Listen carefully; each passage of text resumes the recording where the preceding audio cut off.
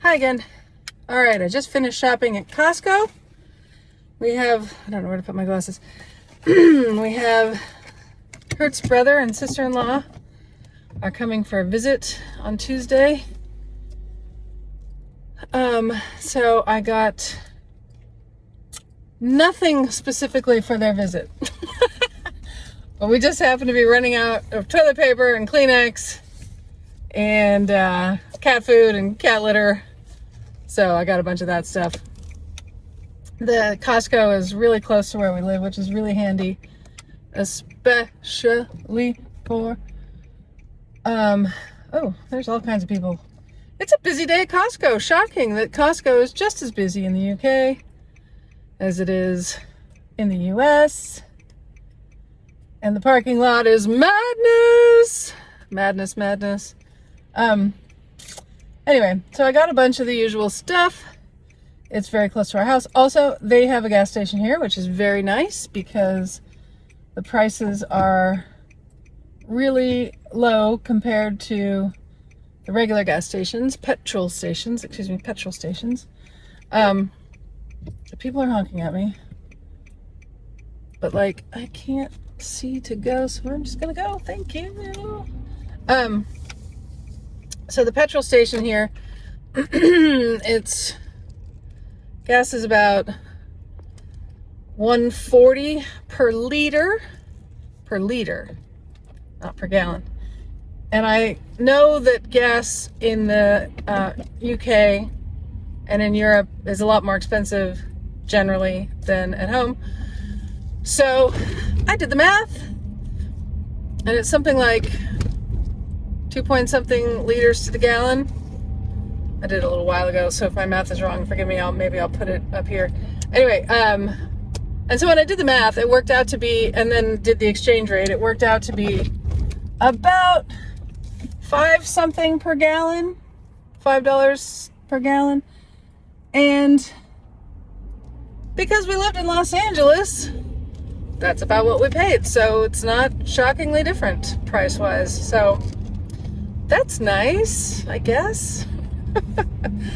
Anyway, so the petrol at Costco is about £1.39, £1.40, and at the Sainsbury's gas, they have, theirs is about $1.50, $1.51, something like that.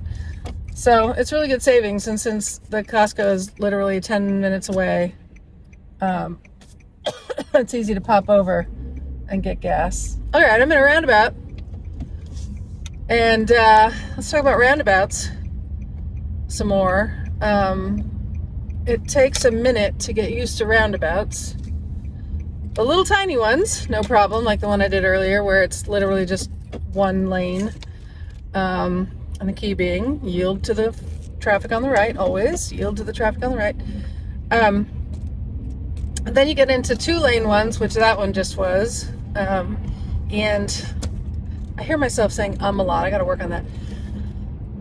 So if you're on a roundabout and it's a circle and you're entering here and you're gonna exit here, you want to stay in a 2-lane roundabout. You want to stay to the inside, to the closest to the middle of the roundabout, and that way all the cars that are exiting the roundabout before you, they have the freedom of that outward lane to exit the roundabout. And then as you get closer to your exit, you signal that you're going to exit, and then you start moving over, checking all your mirrors and blind spots.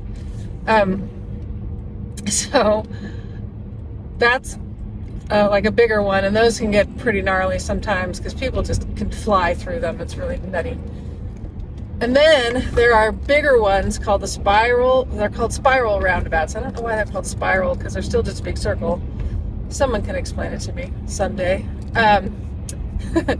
And those usually have traffic lights, which is a huge help. But then also they can be 3 and 4 lanes across. And so the key thing for those is, as you're just figuring out where you're exiting, you have to get in the correct lane as you approach the roundabout. So then you just sort of stay in that lane until it's time to merge over to your exit area.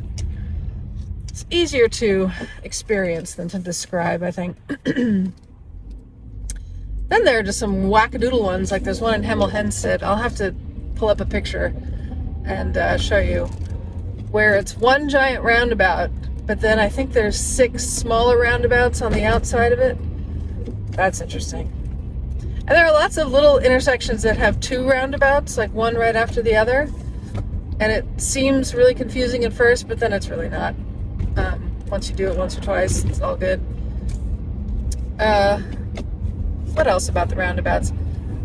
Generally, we feel like, me and Kurt, that they tend to be pretty efficient, even though you approach one and there seems to be a really long line, or as the signs on the highway say, queues likely,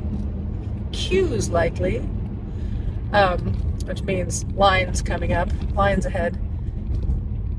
But even then, they still move, it's not like being at a traffic light and having to stop. Like right there, that was an intersection, and if I had a red light, I would have had to wait, but there was no traffic at all, so you just go, which is nice. Yeah, so traffic circles, roundabouts, they're pretty efficient. They can be very efficient. I highly recommend them. What else about driving in the UK? All right, I made a little list before I went into Costco, and my little list was petrol, types of roundabouts, and driver's licenses. All right, so if you're going to be in the UK for longer than a year, you need to get a British driving license. Excuse me. And so, what you need to do is, some people say you should take lessons and then from there take a test. And then a lot of other people say, if you've been driving for 40 years like I have, driving is a lot of common sense. And there are specific things you need to learn here about different kinds of signage and that sort of thing. But, driving is pretty, if you have good common sense for driving, you'll be fine. Anyway, but what you need to do is you have to take the theoretical exam, which is, the written test. And then after that, once you pass that, you sign up to take the driving test to get your British driving license. So, we have to get on that because someone told us that because of COVID, the time it takes to actually get a driving test is months and months, and depending on where you live and what the schedule's like there. So we need to get our theoretical test done, because even that takes a couple weeks to get that booked. So you take the theoretical, and then after that, then you have to schedule the driving tests. And so it's been so nutty just getting our life going here and getting into a groove. And then I thought, okay, November will be a good time to start looking into the theoretical license test. And then all of a sudden we both got sick, we both got colds, and then we have family coming, and then Christmas is coming, and then we have other friends visiting then, all of which is fantastic, but it's just a lot. So, boy, time flies. Like, it's November 20th right now, today, and I feel like March is going to be here so fast, and I look ahead at all the schoolwork I have to do, and I'm kind of freaking out. But time, it's going to fly. It is flying. Anyway, so got to get that driver's license. I mean, no matter how long we stay, we have to get the driver's license. So I think January is going to be hop to get on the driver's license thing.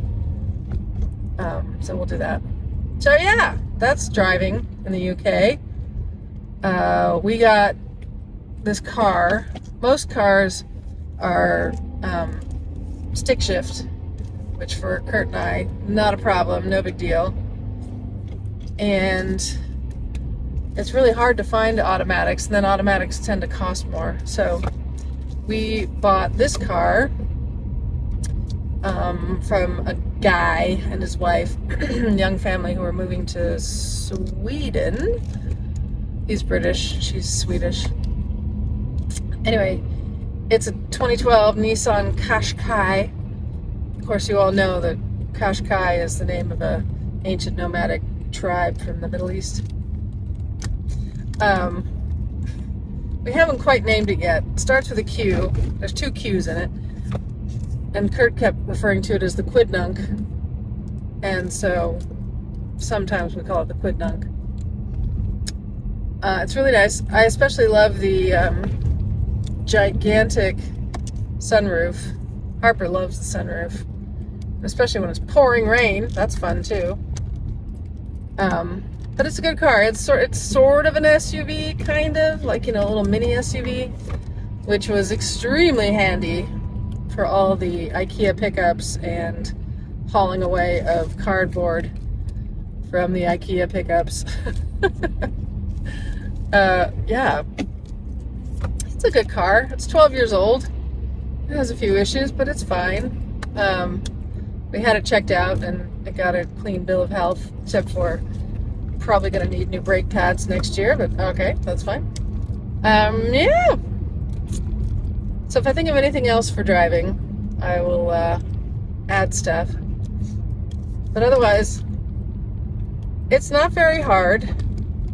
You gotta just get used to the narrow lanes, how people park, putting in your mirrors, and I'll add a little bit of video that I took the other day of when you're on Google Maps and it sends you and you're like in a rural part of the area, which is a lot of our area because we're not in London. You go through roads that are literally one lane with little cutouts for you to pull over into the mud when another car is coming. But those to me are some of the funnest roads to drive on because it's never a dull moment when you're driving on those country roads. I love it. I'll put a little bit of video of that in here. Anyway, so that's me. I'm Julia, studying abroad at 56. Loving it. Loving the driving. And yeah, more soon. Bye. Bye.